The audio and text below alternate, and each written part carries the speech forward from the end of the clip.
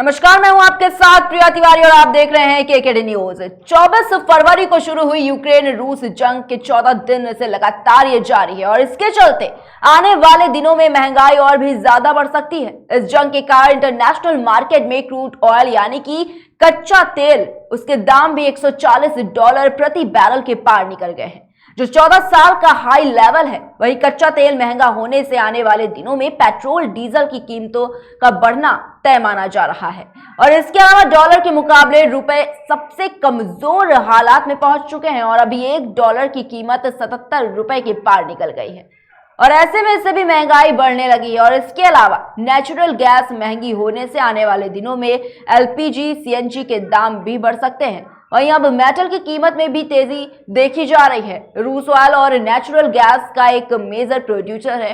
वहीं European union की natural gas import की लगभग 40% सप्लाई रूस करता है। कच्चे तेल की कीमतों में बढ़ोतरी से पेट्रोल डीजल महंगे हो जाएंगे, इससे ट्रांसपोर्ट कॉस्ट में बढ़ोतरी होगी और इससे खाने पीने के सामान भी महंगे हो जाएंगे। कच्चे तेल के दाम $140 प्रति बैरल पर पहुंच गए हैं, जो 14 साल का हाई लेवल है। वहीं 24 फरवरी को जब युद्ध शुरू हुआ था तब कच्चा तेल $100 पर कारोबार कर रहा था, जो अब 140 तक पहुंच चुका है। यानी 13 दिनों में ही कच्चा तेल 40% महंगा हो गया है। कच्चे तेल के इंटरनेशनल मार्केट में $1 प्रति बैरल महंगा होने पर पेट्रोल डीजल की कीमत में प्रति लीटर 50 से 60 पैसे तक का इजाफा होता है और एक्सपर्ट्स का अनुमान है कि पेट्रोल डीजल के दामों में $25 तक की बढ़ोतरी हो सकती है और सरकारी तेल कंपनियां जल्द ही इनकी कीमत में $6 तक की बढ़ोतरी कर सकती हैं।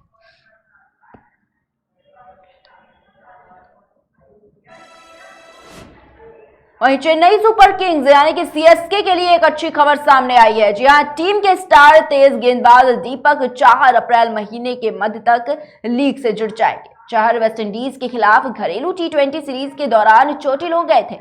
वहीं तीसरे T20 में उनके क्वाड्राइसेप मसल्स में चोट आ गई थी और जिसके बाद उनको सर्जरी का सुझाव दिया गया था। खबर के मुताबिक दीपक चाहर चोट की सर्जरी नहीं कराएंगे और अप्रैल तक टीम का हिस्सा होंगे। वह फिलहाल बेंगलुरु स्थित नेशनल क्रिकेट एकेडमी में रिहैब पीरियड में गुजर रहे हैं। आपको बता दें कि चाहर को चेन्नई सुपर किंग्स ने मेगा ऑक्शन में 14 करोड़ में खरीदा था।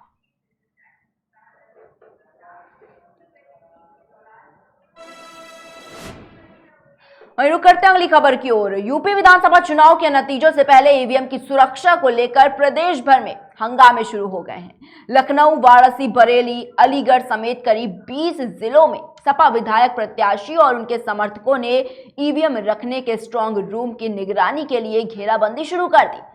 इस दौरान पुलिस और प्रशासन के अधिकारियों पर सत्ता पक्ष का फेवर करने का आरोप भी लगाया गया है। बरेली में सपा नेताओं ने मतगणना स्थल पहुंचकर कीर्तन किया। अलीगढ़ में डीएम आवास का घेराव हुआ। वहीं गोंडा में भी सपा नेताओं की पुलिसकर्मियों से नोकझोंक हुई है। आइए जानते हैं कि मतगणना से पहले सपा प्रमुख अखिलेश यादव ने ईवीएम सुरक्षा को लेकर क्या कुछ कहा है। तो बताना चाहिए कि इसके बाद सपा नेता मतगणना स्थलों पर पहुंच गए।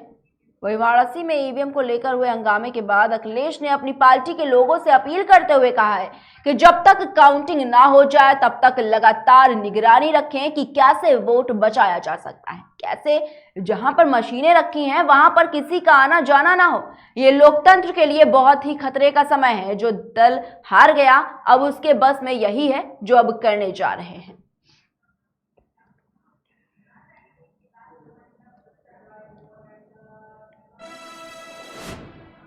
और उत्तर प्रदेश में 7 चरणों पर हुई वोटिंग का कल रिजल्ट आना है। जीत हार का विश्लेषण सबका अपना अपना है।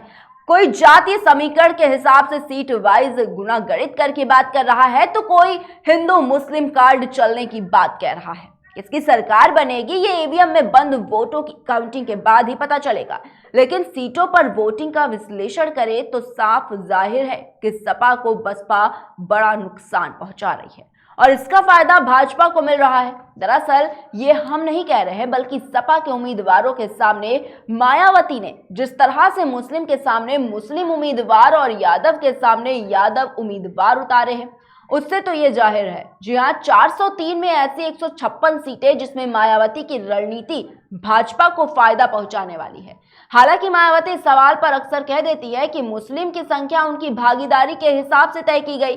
156 सीटों के अलावा बाकी बची सीटों पर भी मायावती अकेले जीतने का दम भर रही हैं। 2017 के चुनाव की सीटों के हिसाब से बसपा नंबर 3 पर है, लेकिन वोट शेयर के हिसाब से सपा के मुकाबले मजबूत खड़ी है।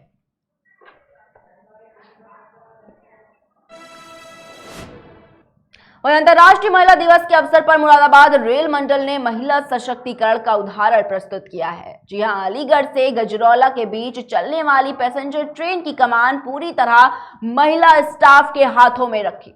क्योंकि वर्तमान में पैसेंजर ट्रेनों को स्पेशल एक्सप्रेस के रूप में चलाया जा रहा है और ऐसे में ट्रेन को सशक्त नारी एक्सप्रेस नाम दिया गया। इंजन में लोको पायलट से लेकर चेकिंग स्टाफ, सुरक्षा बल और गार्ड तक की जिम्मेदारी महिलाओं ने संभाली। यहां तक मुरादाबाद जंक्शन पर भी स्टेशन मास्टर के तौर पर भी महिला स्टाफ को जिम्मेदारी सौंपी गई। डीआरएम अजय नंदन के निर्देशों पर महिलाओं को सम्मान देने के उद्देश्य से यह कार्य किया गया। मंगलवार को अलीगढ़ गजरौला पैसेंजर ट्रेन निर्धारित समय पर मुरादाबाद स्टेशन पर पहुंची। वहीं मुरादाबाद जंक्शन से इस गाड़ी की कमान महिला रेल कर्मचारियों ने अपने हाथों में ले ली। गाड़ी में लोको का नियंत्रण लोको पायलट अंजू सिंह और सहायक लोको पायलट सुष्मिता के पास रहा। वहीं मुरादाबाद स्टेशन से ट्रेनों के संचालन की जिम्मेदारी स्टेशन मास्टर सुनीता चौहान ने संभाली।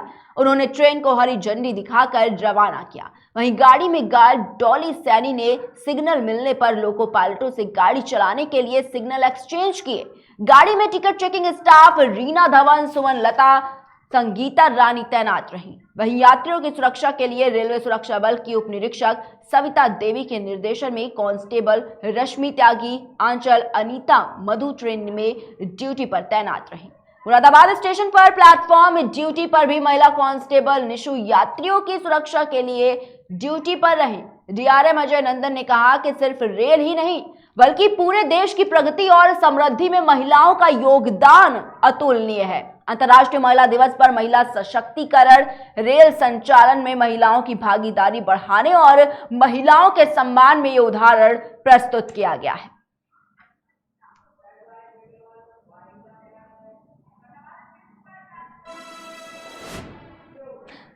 फिलहाल के बुलेटिन में इतना ही। देश और दुनिया की तमाम बड़ी खबरों को देखने के लिए देखते रहिए केकेडी न्यूज।